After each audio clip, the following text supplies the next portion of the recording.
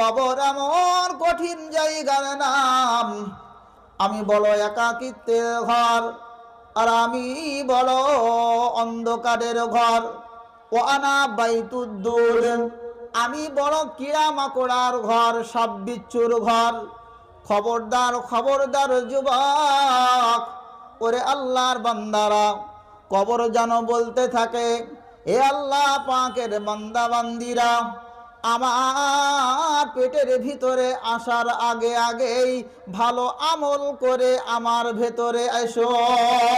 যদি আমার ভেতরে আসো, আর যদি আমলটা ভালো হয়, তোমার জন্য আমি কবর জান্নাতের টুকরা হয়ে যাব। জোরে বলেন।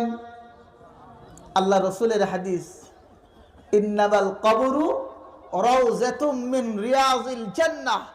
যদি আমার আপনার আমল, আমার আপনার প্রচেষ্টা যদি দিনমুখী হয়, আমি আর আপনি যদি আল্লাহ পাকের কোরআন নবীর সুন্নাহকে ফলো করি, তাহলে এই কবরটা আমার আপনার জন্য জান্নাতের টুকরা হয়ে যাবে। সুবহানাল্লাহ বলেন। আমরা চাই তো আমাদের কবরটা জান্নাতের টুকরা হোক।